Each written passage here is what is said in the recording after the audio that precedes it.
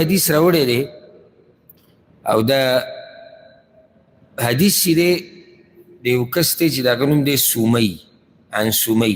دا سومی د ابوبکر بن عبدالرحمن آزاد کرده غلام و، غلام هغه آزاد کړه. دا سومی د ابو صالح السمان نه دا روایت را نقل کی، هغه د ابو هريره رضی الله عنه أن فقراء المهاجرين أتوا رسول الله صلى الله عليه وسلم. مهاجرینو کې چې کوم فقیران و هغه رالو په رسول صلی الله علیه وسلم پسې. مطلب دا چې مهاجرینو کې بعض مالدار و بعض فقیران، او دقه شان انصار و بعض فقیران بعض مالدار. نو دا خبره یاده کې دا تقسیم د الله رب العزت دی او دا طریقه د الله ده. داسې کیدی نشي، دا ناممکنه ده او نه مناسب ده، مناسب هم نه ده چې ټول انسانان د مالدار شي یا ټول د غریبانان شي. د دنیا نظام نه چلیږي. نو ځکه د الله طریقه ده. دا قرآن کې الله دا خبره ذکر کړې ده چې موږ دا رزق او معیشت دا ټول تقسیم کړی دی. نو څه ډېر مالداره دي، څه ډېر غریبانان دي، او څو الله درمیانه ژوند ورکړی چې دا ډېر خلک دي. نو په دې طریقې سره هغه نظام روان دی د دنیا چې بعض د بعضو په خدمت کې لګیا دي او بعضو ته محتاج دي. نو ژوند روان دی. اوس که موږ ټول مالداره وی نو څنګه به تللی، دا دنیا به څنګه روانه وي، څه ترتیب به موږ کول. او که ټول غریبانان وی نو بیا هم نه چلېده. ګوره د الله په هر کار کې حکمت وي. ورسره دا یاده که ګوره دا ډېره اهمه خبره ده، غریب کېده عیب نه دی. صحیح ده چې هر انسان دا غواړي، بلکې د فقر او غریبۍ نه خو رسول صلی الله علیه وسلم امان غوښتی دی. خو دومره دا چې دا داسې عیب نه دی چې ته په یو سړي له طعنه ورکړې یا دا سړی د الله په نزد کمزوری شو. دلیل پې دا دی چې دا مهاجرین صحابه کرام دي، مهاجرین د انصارو نه غوره دي چې کومو هجرت کړی مکې نه راغلي، دوی ډېرې سختې تېرې کړي د اسلام دپاره، په هغو کې غریبانان شته. نو که چېرته د غربت او فقیري عیب وې او د الله نه لرې کېده وې، نو بیا دې خلکو کې غریبانان څنګه راغلي؟ رد دی د بعضو عوامو په خبره باندې، وایي چې ګوره څه ګناه به یې کړي چې الله رانیولی دی. بس دا وایي چې کله غریب ویني که نه ډېر، وایي چې ګوره ده به څه ګناه کړي. لازم نه ده، ها کېدای شي ګناه یې کړي. یو سړی د ګناه د لاسه هم رانیوی کېږي، خو دا همیشه نه ده. کله یو سړی امتحان کې راګیر شي د الله رب العزت طرف نه، پې سړی ښه دیندار دی، خو دا امتحان دی. نو داسې تاسو هر سړی په مصیبت کې نه چې ده به ګناهونه کړي. کېدای شي چې د ګناهونو د لاسه، او کېدای شي هسې په الله رب العزت امتحان راوستی چې د ایمان پته ولګي، د مرتبه اوچته شي، د صبر کوي که نه کوي. نو ورسره دا یاده که چې رسول صلی الله علیه وسلم باندې هم د غریبۍ، د غربت او د فقر حالات راغلي دي. او ما تاسو دا خبره ذکر کړې وه، زموږ یو ځای کې اجتماع وه، دا علما را جمع شوي، عرب علما ټول. نو په کې یو عالم دا خبره وکړه چې رسول صلی الله علیه وسلم د فقر او د غریبۍ ژوند تېر کړی. په دې کې یو کس راپاڅېد، وایي چې ته وایې چې رسول صلی الله علیه وسلم فقیر او دا خو مناسب نه دي د هغه سره. او ته ګوره ته په څه دلیل به ولې داسې کنځل دي؟ یو سړی غریب دی، غریب معنی یعنې مالي حالاتي کمزوري دي، دا مطلب دی. دا کنځل دي، د څه شي عیب دی؟ بیا موږ خو ته غوږ ایښودی و، ځکه چې سپین ږیري علما پکې وو، هغوی وله جواب ورکو. موسی علیه السلام چې الله دعا غوښته وي، یا الله ته چې هر خیر ما ته رالیږي زه هغې ته فقیر یم، محتاج یم. فقیر ټکی ویلی. او دلته اوس وګوره ان فقراء المهاجرین، ټکی دقه دی، غریبانان د مهاجرینو که دا عیب وي، نو بیا څنګه دلته ابو هریره رضی الله عنه دا خبره کوي؟ نو ورسره دا خبره م یاده که چې مالداري نښه د الله د رضا کېدو نه ده. ولې؟ بیا ولې فرعون مالدار و؟ ولې ابو لهب مالدار و؟ ولې ابو جهل مالدار و؟ ولې د مدینې منافقانو کې ډېر اکثر چې دی مالدار و؟ نن سبا ډېر غټ کافران شته چې هغه ښه مالداره دي، نو که چېرته مالداري د الله د رضا کېدو نه ښیي نو بیا د دې خلکو نه به الله راځي. نو ځکه دا خبره سیټ ته کېدی. مالداري او غریبي د امتحان دی، لنډه ده. مالداري او غریبي امتحان دی، کله مالداري کله غریبي، کله پراخ رزق کله تنگ رزق، چې زموږ د ایمانونو پکې پته ولګي. ځکه چې دعوه موږ ټول کوو د ایمان، خو په دعوه بیا دلیل خو وغواړي، نو دلیل په دې څیز کې بیا پته لګي. که دا امتحانونه نه وي، دا مصیبتونه نه وي، دا سختي نه وي، نو بیا خو موږ ټول د اعلی مرتبې مسلمانان یو، ځکه چې څه مخې ته راغلي نه دي. نو د هغې دلاسه الله ربالعزت په دنیا کې د امتحانونه راولي. ورسره دا مې یاده کړئ چې صحابه کرامو غریبانان ډېر وو، مالداره پکې لږ وو. ابو هريره رضی الله عنه چې فقراء المهاجرین، د مهاجرین چې کوم غریبانان ورالو په رسول الله وسلم پسې سړي ذهن ته ډایرکټ دی راشي، خصوصا د نن سبا دور چې هغه به راغلي هغوی به مال غوښتلی، ځکه چې ابو هريره څه وایي غریبانان د مهاجرینو رالو، چې غریبان رالو خو څه مسله به ورته.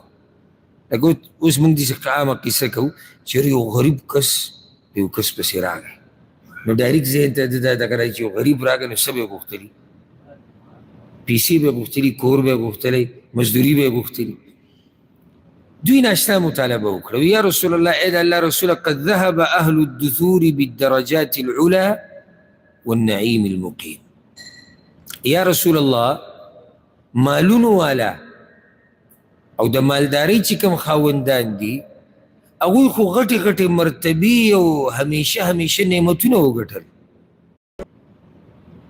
مرتبې ګوره د دوه قسمه دي، کله معنوي کله حسي.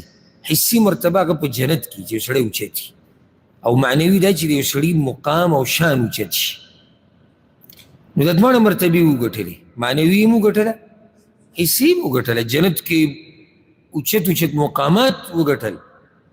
او بل دا چې هغه نعمتونه چې همیشه پاتې کېدونکي دي هغه یې وګټل. دا کوم نعمتونه دي؟ د آخرت نعمتونه.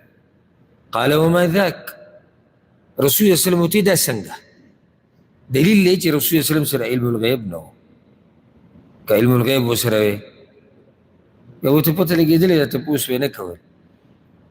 او که دا قرآن راوالی که نه او دا حدیثونه، نو ځای په ځای پکې دا توحید ځلیږي او په دې غلطو عقیدو والا باندې رد دی. خو زه تعجب وکړم چې څنګه دا خلک دا کتابونه وایي په مدرسو کې او په یونیورسټیانو کې په جامعو کې او په دې پوه نه شي.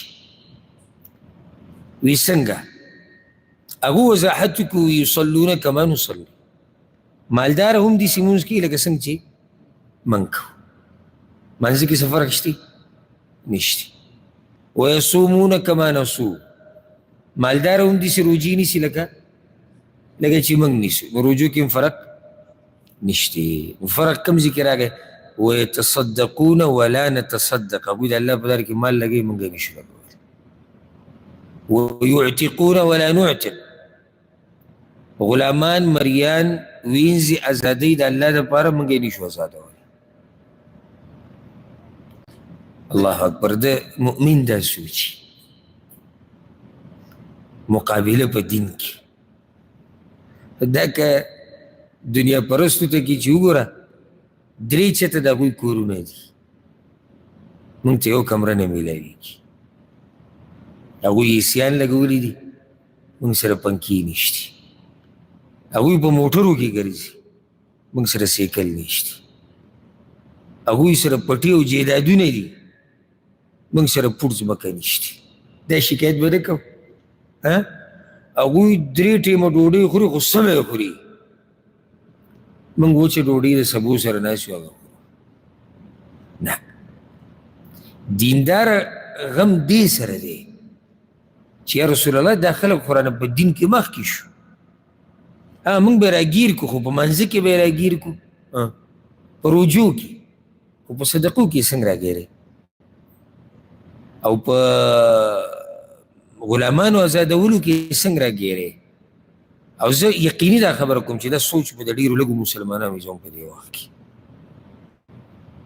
لکه ته اوس د جومات په خوا تېرېږي، لکه د جومات په خوا تېرېږي او داسې وګورې چې وګوره یاره دا خلک خو زموږ نه مخکې دي چې مال ورسره دی او د الله داسې کور یې جوړ کړی دی. موږ خو داسې جوړ نه کړو چېرته، نه موږ چې بلډینګ وګورو دی بعضو پکې ټوپۍ ولیږي سر نه، داسې په توجه دا ها. اوس به دې ټوله هسټري او تاریخ بیانوي چې دا د څنګه جوړ کړی دی، بیا به دې څنګه کوشي یو روپۍ جمع کوي او داسې حال یې شي چې پکې زری پورې دا ځکه چې پلاني دا کار کړی خو زه خو به یې کوم، هغه زمانه دنیا کې مخکې شوی زه خو مخکې کېږم. مؤمنان دینداره خلک هغوی مقابله په دین کې کوي. وسارعوا الى مغفرة من ربکم، د یو بل نه مخکې شئ د الله د بخښنې طرف ته او د جنتونو طرف ته. وفي ذلك فليتنافس المتنافسون، الله وی مقابله کوونکي د یو بل نه مخکې کېدونکي دي هم دغه د جنت دپاره په دیندارۍ کې د یو بل نه مخکې شي، یو بل سره د مقابله وکړي. د پلاني ته قرآن یاد دی، ما ته ولې نه یاد؟ لکه اوس زه په دې منځه کې سهو شم تلاوت کې، کیدای شي الله اعلم ښه ګمان به کوو ستاسو زړونو ته به دا راغلي چې ګوره چې موږ ته دا یاد وی نو موږ به جواب کړی که نه نه هېڅ پروا نشته. خو چې ده سره لینډ کروزر دی چې ما سره ووایه نو څومره مزه به یې کولی، د 3 چته کور دی چې زما ووایه څومره خوند به یې کولی. دا پالتو خبرې دي. سبحان الله چېرته مقبرې ته لاړ شي دې خبرې معلومولو دپاره چې د دې مقبرې په دروازه او دا درې په دروازه ورننوتې که نه، زه پرې ته قسم خورم که تا پکې ما ته د غریب او د مالداره د قبر په منځ کې فرق وښو بیا ما ته ووایه. زه به داسې مقبرې ته بوځم چې باچایان پکې پراته دي او چې ما نه ته هغه قبر نه ښولی که نه چې دلته پلانی باچا ښخ دی، ته یې ما ته نشي ښوی چې باچا کوم ځای کې دی. زه د مالداره خبره نه کوم، د چا؟ د باچا. ته به یې ما ته ونه ښیې او د دغه باچا په خوا کې به کیدای شي یو فقیر ملنګ ښخ دا پکې پته نه لګي. نو کیدای شي چې سړی دغه نقشه کې خطا شي او د فقیر دې قبر ته د چا قبر ووایي؟ د باچا قبر او د باچا هغې ته د فقیر قبر ووایي. فرق هغه دننه راځي او هغه په دیندارۍ سره، په دنیا سره نه راځي. مقابله که د یو بل سره کوئ نو هغه په دین کې وکوئ، په تقوا کې، په علم کې. ولې دا پلانې زمانه مخکې دی په دین کې؟ ولې دی الله ته ډېر نږدې دی، زه شاته دې تهجد کوي زه یې نه کوم، ولې دې نفلي روجې نیسي زه یې نه نیسم، ولې اخر ماله څه چل دی؟ دې مسله یادولی شي، دې علم زده کولی زه ولې نشم زده کولی؟ دې سره د دنیا د ګټلو خپله دینداري هم کوي، زه ولې نشم کولی؟ او داسې پسې بیا ځه. نو هغه حدیث کې رسول صلی الله علیه وسلم قانون ښوولی دی، ما څو پیرې بیان کړی چې په دنیا کې چا ته ګوره د ځان نه کمزوري ته فایده به یې سره وځي، کم نعمتونه چې د سره دي د هغې قدر به کوي. او په دین کې چا ته ګوره ځان نه بره ته فایده به یې سره وځي، کوشش به کوي او دا څه چې کوي هغه به راته کم ښکاره شي. مونږ کیسه الټه کړې ده، په دنیا کې کم یو ته ګورو بره ته. لکه اوس د یو سړي کور دی 5 کمرې کور، 6 ښه ښکلی ښه مزېدار، خو دی ګوري بنګلې والا ته، خپلې 5 کمرې ورته څه ښکاره شي؟ ورته کم ښکاري. حالانکې که ده کمزورو ته کتلی وي داسې خلک شته چې هغه به فوټ پات وده کېږي، کرایي په کور کې پراته دي. چې د دین مسلې ته راشو د ده نه زه خیر یم، د ده نه خو زه خیر. چې کله تا دا ټکی ووایي که نه چې زه خیر په دین کې، نو پوه شه چې دا شته ټک خطا دینداري چې د کومه ده دا به م یو ورځ پرېږدي او نور کوشش ته نه کوي. ځکه چې ته خپل عمل ته غری، ته ځان ته د کمي او د کوتاهۍ نسبت نه کوې. خو نه په دنیا کې د ځان نه بره ته ګورو. نو صحابه کرامو مقابلې په څه کې کولې؟ په دین کې کولې. دا ګوره اوس ښه فقیران دي او دوی کې ډېر داسې چې هغه د مسجد نبوي په د آخري صفونو کې دغه ځای کې دوی ځای و چې هغې ته به صوفه ویله کېدل، دلته اوسېږي. چا به ډوډۍ راوړه، چا به کپړې راوړي، چا د مالدارو خلکو به دوی پکې برخه وشو. خو دوی یو ورځ رسول صلی الله علیه وسلم ته دا نه دي ویل چې ته زموږ دپاره دعا وغواړه، حالانکې د رسول صلی الله علیه وسلم دعا یقیني قبلي که نه، خو دوی نه دي راغلي دې لپاره چې یا رسول الله ته دعا وغواړه چې موږ هم الله دې مالدارو په شان مالداره کړي. صحیح ده د حاجت دعا یا رسول الله زموږ دپاره دعا وغواړه، خو داسې هیرس یې نه دی کړی. رسول صلی الله علیه وسلم ورته طریقه وښوه، الله اکبر، او دا موږ هم یې زده کول غواړو که نه یې زده کول غواړو. یعنی مطلب دا شو چې د دې طریقه شتي نو زموږ سبانه نشته د الله په مخ کې. یا الله نو تا پیسې نه وي راکړې، پیسې نه یې درکړي، ډډه ولګوه، په دین پرې د پیسې نشتي او یوازې د دینداري په دې پیسو لګولو کې ده. نه، الله لارې پراخه کړي دي الحمدلله. ورته وي افلا اعلمکم شیئا تدرکون به من سبقکم وتسبقون من بعدکم. الله اکبر. وی داسې عمل درته ښیم که نه چې کم چې دنه مخکې شوي دي هغه به راګیر کوي، هغه به څوک مخکې شوي دوی نه، هغه مالداره تی په مال لګولو د لاسه مخکې شوي دي، هغه به راګیر کوي. وتسبقون من بعدکم، او تاسو نه چې کوم شاته دي د هغوی نه به ډېر مخکې لاړ شي. نو چې مخکې تلي دي هغه به راګیر کوي او د وروستنو نه به ښه مخکې لاړ شي. صرف دا نه، ولا یکون احد افضل منکم، او تاسو نه به هېڅوک غوره نه وي اگر که مالدار وي. الا من صنع مثل ما صنعتم. که اوس یو سړی ستاسو دغه کار په شان کار وکړي نو بیا خو صحیح ده، نو بیا به هغه تاسو سره یو شان شو. الله اکبر. قالوا بله یا رسول الله، ولې نه یا رسول الله، موږ ته یې وښیه، دې دپاره خو هغوی راغلي دي چې دوی پرې د مالدارانو نه مخکې شي. وتوي تسبحون وتكبرون وتحمدون دبر كل صلاة 33 مرة. أسي كدا حديث من نه اورېدلی که نه، او صرف دقه ځي پورې چا د تشریح موږ ته کړی وی چې غریبانان رالو یا رسول الله مالدار مخکې شوي دي، رسول صلی الله علیه وسلم ورته ویل زه درته عمل ښیم که نه، نو ذهن کې راځي چې دا به یو ډېر غټ عمل وي، غټه قرباني به غواړي، ځکه چې د مالدارو څومره مال لګولی او ته پې د هغوی نه مخکې کېږي، ښه قرباني والا عمل به یې کړه. د الله مهربانۍ ته وګوره، وایي د هر فرض مانځه نه بعد 33 پیرې سبحان الله وایي، 33 پیرې الله اکبر وایي، 33 پیرې الحمدلله وایي. قیامت پورې ته څه بانه جوړه ده الله وما کې، کم تا سره عذر دی؟ هېڅ عذر موږ سره نشته. وضاحت یې کو نورو. قال ابو صالح، ابو صالح وی، ابو صالح کوم چې ابو هريره رضی الله عنه دا روایت را نقل کړي، هغه وی فرجع فقراء المهاجرين، څه وخت بعد هغه فقیران بیا راغلل، چې رالو رسول صلی الله علیه وسلم ته یې څه چل بیا، وی سمع اخواننا اهل الاموال بما فعلنا ففعلوا مثله. اخو مالدارو هغه فضیلت اورېدلی دی، هغوی هم هغه ذکر شروع کړی دی. څومره حرص دی د دیندارۍ وره، یعنی چې دا خو اوس هغوی معلوم لګولی دی او دا ذکر یې وکړو، نو هغه به کوم ځای ته رسېدلي. نو اوس یا رسول الله، نو هغه له ناشنا جواب ورکوي ذلک فضل الله یؤتیه من یشاء. اوس دا خو د الله فضل دی چې بچی وکړي، چې معلوم لګوي او ذکر هم کوي، نو څه وکړو، پابندي پې ولګو.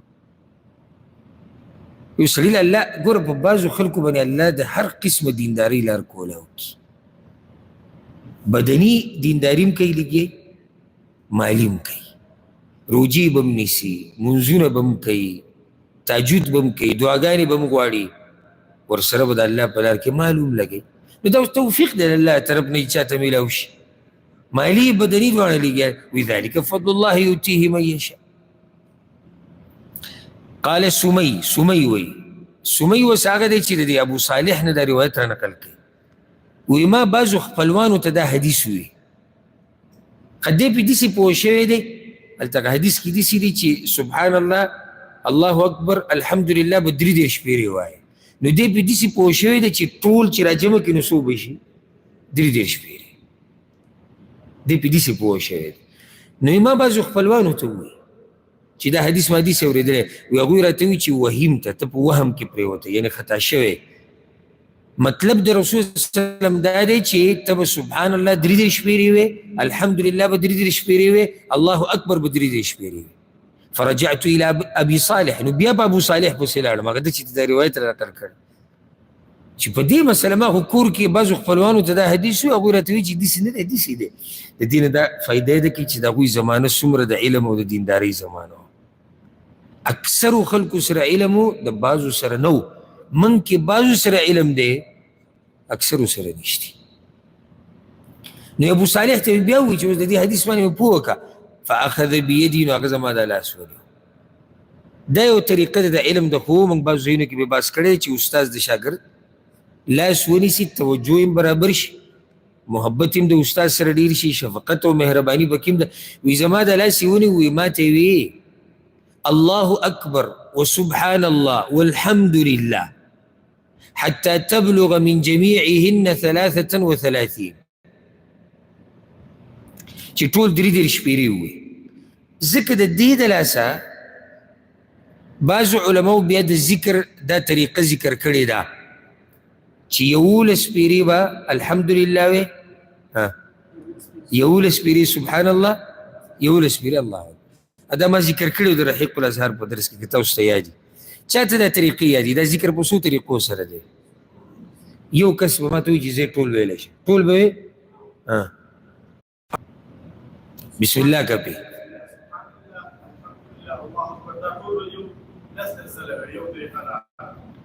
یو طریقه دا ده، او دا په صحیح حدیث کې، صحیح بخاري کې دا حدیث شته، امام بیهقي هم راوړی دی چې سبحان الله به 10 شپېرې وې، الحمدلله به 10 شپېرې وې، الله اکبر به 10 شپېرې. 11 ځله، او دا روایت په صحیح مسلم کې دی چې هر یو به 11 ځله سبحان الله، الحمدلله، الله اکبر. او دا د سمې دا وضاحت هم ده. درېیمه طریقه دا ده چې هر یو به 33 شپېرې وې، اخره کې بس لا اله الا الله وحده لا شریک له له د سل پوره شو.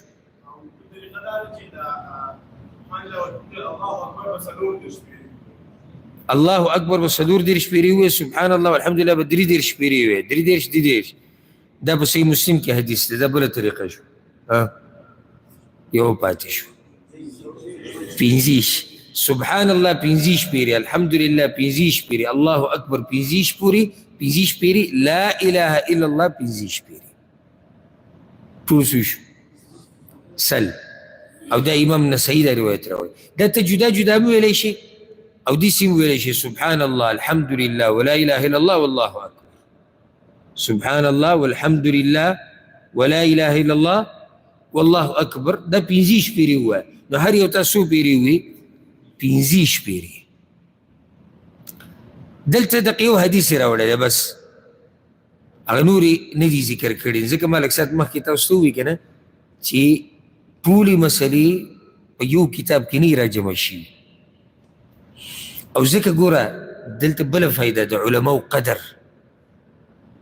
لکه اوس یو سړی به ما ته ووایي چې دا درسونه دومره اهم خو نه وي، د عمدة الاحکام ترجمه په پښتو کې هم شته، اردو کې هم شته، انګلیش کې هم شته، بنګالي ژبه کې هم شته، هندۍ ژبه کې هم شته. زه به ځان له ترجمه راوړم که نو څه ضرورت دی چې زه ګنټه په جومات کې ناست یم او زنګنان مې مات کړي دي؟ ضرورت دا دی. پوه شوي دي که نه؟ اول ضرورت خو دا چې ته پې پوهېږې نه بغیر د شرح نه. دویم دا چې ډېرې داسې مسلې دي چې هغه پکې نشتي، نو چې کله ته د استاد سره کښېنې نو هغه به د دې سره تا ته نورې مسلې هم ذکر کړي چې هغه دلته عالم نه دي راوړي. ونه رسېدی بګس. نو دا طریقې ته څه معلومې شوې؟ کله یوه کله بله. فایده به یې دی چې د رسول صلی په ټولو طریقو به عمل وکړي. دویمه دا چې دا طریقې به دنه یېرېږي نه. کوم سړی چې د رسول صلی په طریقه عمل کړي دنه نه یېرېږي. او دې کې ښکلی مثال دا واله، کوم سړی چې سحر ماښام اذکار وایي او د مانځه نه بعد اذکار وایي، دته اذکار ټول یادي. ولې ورته یادي؟ وایي نو چې په مخه یې وایي دته یاد دي، چې نه وایي کله یې وایي کله نه وایي دته نه دي یاد، دی ګډوډ کېږي. نو ځکه د اذکار په دې ټولو باندې عمل کوئ، نو دا دی چې تاسو ته به فائده در ورسي تاسو ته به هېرېږي. د حدیث کې دا دي که تاسو اورېدلی اوس او غوږ مو ته ایښودی هغه دا دي چې د هر منځه نه باید به تاسو داسې وایئ دبر کل صلات. نو که چېرته هر مونځ شي نو دې کې خو بیا نفلي مونځ هم دننه راغی که نه. خو بل حدیث کې ورسره دا شرح راغلی دی د کعب بن عجره رضی الله عنه روایت دی دبر کل صلات مکتوبه هر فرضي مونځ پسې. اوس که دې ترجمه تا سره پرته وي نو ته خو به دا وایي چې هر مانځه پسې تهجد پسې هم وایه سنتو پسې هم وایه نفلي مونځونو پسې هم وایه. نو هلته بل حدیث دی کې ورسره دا قید لګېدلی چې هر فرضي مونځ پسې. او دا واضحه ده چې دې سره دا مسله بیانېږي او موږ مخکې هم بیان کړي څو پیرې چې دا په ګوتو حدیث کې راځي چې دا ګوتې به د قیامت په ورځ ګواهي ورکوي. نو دا ذکر به په ګوتو کې بیا په ګوتو څنګ کې علماو منځ کې اختلاف دی چې دا څنګه حسابي. بعض وی دا به بند راغلی دی او هر ګوته کې چې وګوري 3 بندونه دي. دا مشهوره خبره ده او واضح هم ده.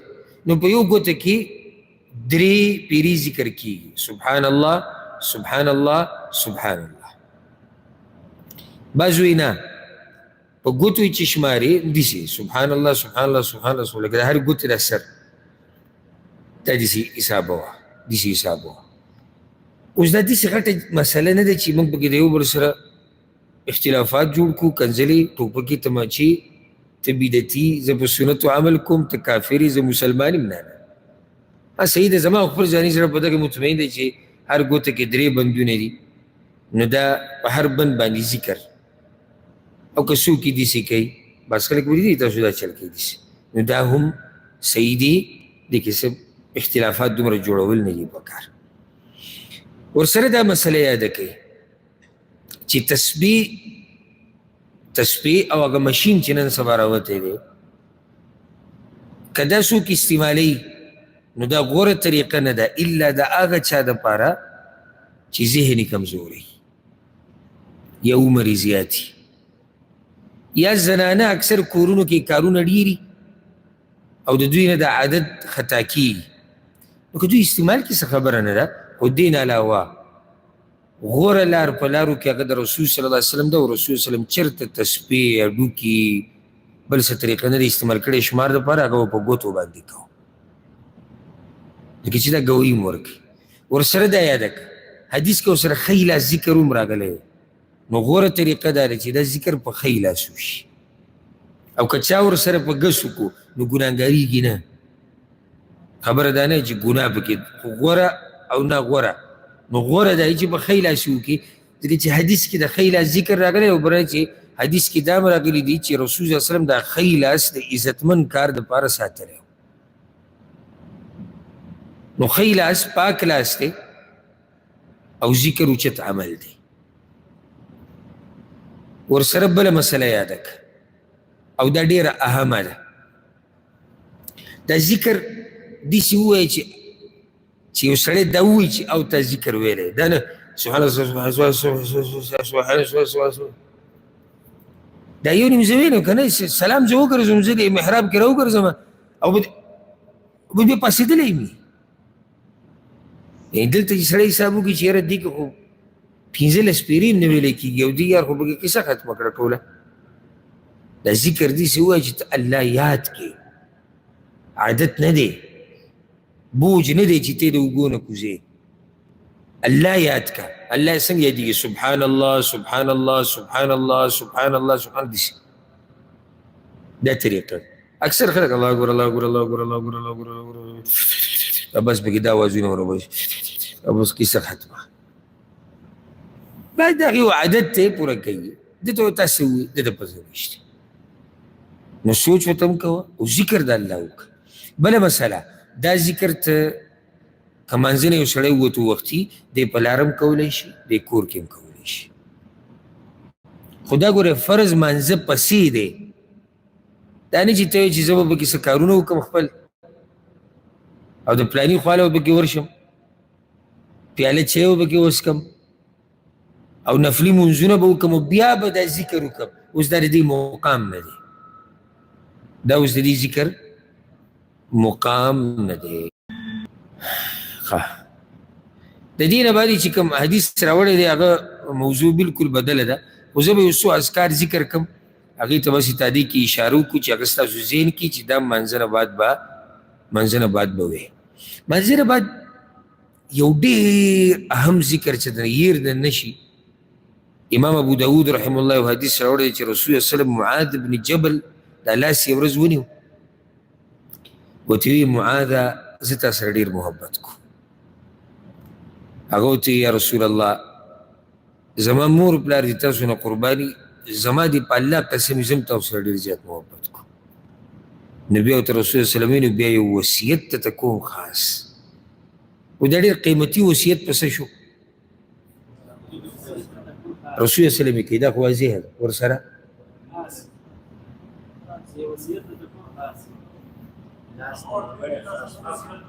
نه هغه صحیح شو وصیت دی خاص په څه شو؟ وایي زه تا سره محبت کوم. نو چې داسې یو امتي ته وایي بیا ورته وصیت کوي، دا ډېر اهم وصیت دی.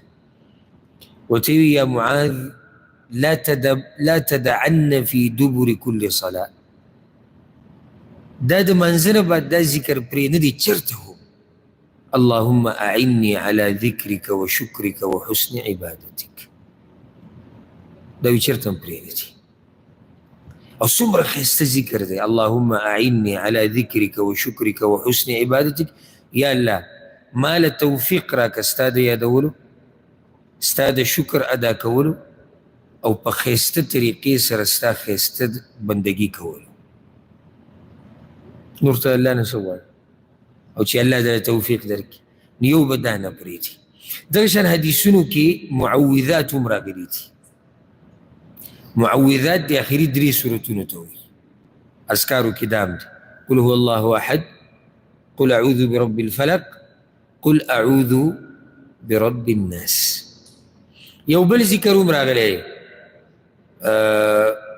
عبدالله بن الزبیر رضی الله عنهما وایي چې رسول صلی الله علیه وسلم به د هر فرض منځ نه بعد دا ذکر وی، او امام مسلم دا روایت راوړی دی. لا اله الا الله وحده لا شریک له له الملك وله الحمد وهو على كل شيء قدير لا حول ولا قوة إلا بالله لا إله إلا الله ولا نعبد إلا إياه له النعمة وله الفضل وله الثناء الحسن لا إله إلا الله مخلصين له الدين ولو كره الكافرون. او منګه تعجب په دې کو چې موږ ته یاد نه دی. نه زموږ خلک وایي دا خو یو خیر په دې مسافرۍ کې هم ډېر خیر او برکتونه شته. یو خیر او برکت په مسافرۍ کې دا دی چې موږ به هر دنیا مولیدلی چې هغوی په دین څنګه عمل کوي. ګینې موږ خو دا د سره منله نه چې د پښتون په شان دینداري په چا کې شته، موږ منله نه منله. خو چې کله موږ د خپلو علاقو نه راووتو راته پته ولګېده چې دنیا کې ډېر غټ خلک شته.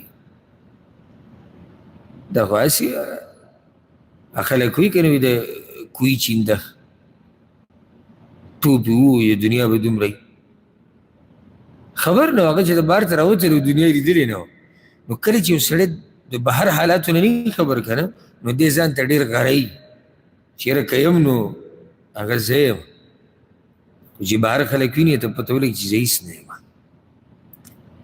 د عربو په دې جوماتونو کې اوس ګوره موږ بله ورځ دا مسله بیان کړې چې د فرض مانځه نه بعد دا ذکر به لږ په زوره وی، بیا پې هم ډېر ملګري عمل نه کوي. دغه ملګري کوم چې درسونه کې ناستي پته نشته چې دی دومره وخې په دې دغه تېر کړی ده په دغه یو طریقه چې اوس هغه شونډې کولویږي نه، اواز راوځي نه. بعض درسونه کې نه چې که ورد ضالین امین راشي دی به بلکل چاړه شي. څنګه موږ دعوه دا کوو چې موږ د رسول وسلم په طریقه عمل کوو او موږ یو داسې عمل نشو کولی چې هغه زموږ نه څه قرباني هم نه غواړي. څه قرباني غواړي؟ ته چې سلام وګرځې الله اکبر استغفر الله استغفر دې کې څه لګي؟ دې باز ته ګرایي. او هغه سړی اوس تاسو ما ته وایي چې لکه د ده دا به څه دینداري هغه سړی چې خوا ته وګوري خوا ته خو دا پلانې ناست بې نه وایي دا به مونږ کله وایو کله به یې وایو چې کله خپل ملګري د درس جومات ته لاړ شو بیا دا وایي د پیغمبر طریقه ده په دې ځان قربانول غواړي زه دې بعضو ته ویم زه یم وګوره ګرمي ډېره مه کوه دې پته وه بیا هلته ملک کې ولګي کله تا ته یو سړی ووایي چې ته خو زموږ د طریقې خلاف یې ته وابي ته ګستاخ یې ته غیر مذهب یې او ته بیا هم په رسول وسلم په طریقه عمل کې هله به دې پته ولګي او چې له داسې جاهلانو باندې واوړي چې د جومات نه دي وباسي غم خادي سره پرې بیا به دې پته ولګي دلته یو کس و ډېره مخکینۍ خبره ده داسې 2018 اتلسم د دې د هغې یو څو ورځې درسونو کې کېناستو به ګرم ګرم کېدو او ما سره چې به دوا سلام وکړو نو به ډېرې خوږې خبرې به یې کولې بیا ملک ته تو ما پسې راغی ما سره رخصت یې اخیستلو ما ورته نصیحت وکړو ما په حکمت په خبره کې صبر به کې یو سړی جاهلي ته به پوه کوي نو په طریقه به پوهېږي یو سړی 50 کاله د یو مسلې نه دی خبر 20 کاله نه دی خبر 10 کاله نه دی خبر د एकदम خبرو خو یې اسان کار خو نه دی نه وي بس به ورځې پرېږده زه تاسو ته دا حقیقت ووایم اولاد یې به موږ پر دې راواچوي اولاد یې زمونږ زړونه په دین باندې مضبوط کړي هغه سړی بیا ما ډېر وخت ونه لیدو چوټي به کې م ختمه شوي راغلی نه ما ونه لیدو خو هسې سبحان الله یوه ورځ د دې ګوټ کې د پېټرول پمپ چې دی دې سره زه پیاده دې سره روان وه سړی مې ولیدو ږیره یې م لرې کړې وه نور هر څه پرېږده ږیره یې م لرې کړې وه نو بیا ما پې م ځان غلی کړم به درته څه ځکه ګوره د الله له طرف نه همیشه دا سوال کوو چې یا الله توفیق راکړه بل په دین باندې عمل په یو ځي پورې مه خاص کوه داسې وایه چې دا زما د پیغمبر طریقه ده که دا زه مسافر یم که زه ملک یم که زه غریب یم که زه مالدار یم که زه تور یم که زه سپین یم که زه ځوان یم که زه بوډا یم خو زه به په دې باندې د عمل کولو کوشش کوم که نه که نه تاسو هم دا وایي چې لکه دا بعض مولیان راشي د ملک نه که نه کوم چې د مقلدین وروڼو کې دي موږ ته وروڼه وایو اګر که اختلاف ورسره په ډېر څه کې دی خو وروڼه ورته وایو هغه دلته راشي د جوماتونو کې چې امامان کېږي یا چې تسجي کې استازي کې هغه ورسره فریدین هم شروع کړي او امین هم وایو او وایي دا شتي جي دا بلکل شتي دا خو حدیث کې راغلي ده بیا چې لاړ شي بیا یې نه کوي نو اوس دا عجیبه مذهب دی چې سړی پیسو له بدلې را بدلې او علاقې سره یې بدلې را بدلې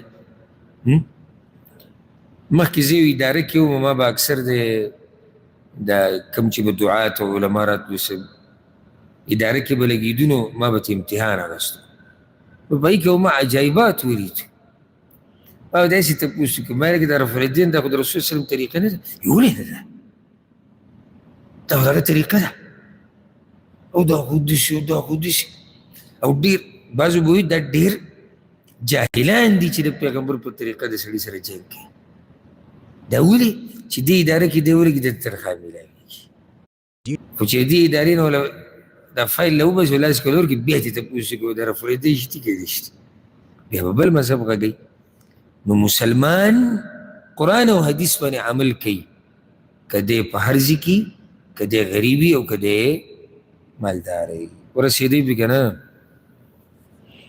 یو کس قصه خو ما تاسو ته ذکر کړې مو هغه به دا سوال کوو چې الله چې به دې جومات کې په منځه ولاړې مو دا بجلي چېرته لاړې نو چې د رفعالدین په ارام وکړو نو داسې دی چې سبا دې بیا دغې ته ډډه لګولي چې بجلي لاړې او یا الله چې زه جومات ته جمع له لاړې او د سره څوک راغلي دي او زه یوازې ولاړ یم په قرآن او حدیث باندې چې عمل کوې نو په نره به یې کوې دا زموږ دین دی الحمدلله او ځکه ګوره چېرته یو سلفي قرآن او حدیث باندې عمل کوونکی خپله لار نه بدلوي د پیسو دپاره یا د تنخوا دپاره.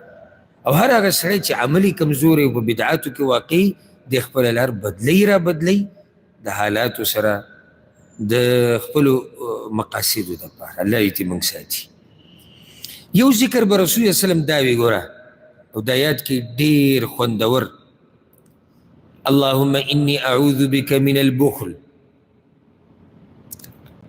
وأعوذ بك من الجبن وأعوذ بك أن أرد إلى أرذل العمر وأعوذ بك من فتنة الدنيا وأعوذ بك من عذاب القبر. دي کې یعنی تا الله رب العزت ته هر شریعت کو چې دین مو وسات یا الله ما وسات د بخل یا الله ما وسات د بزدلین یا الله ما وسات د هغه عمر ته د رسیدونه چې انسان پکې ذلیل شي یا الله ما وسات د دنیا د فتنې او د قبر د عذاب. څومره خوندوره دعا ده.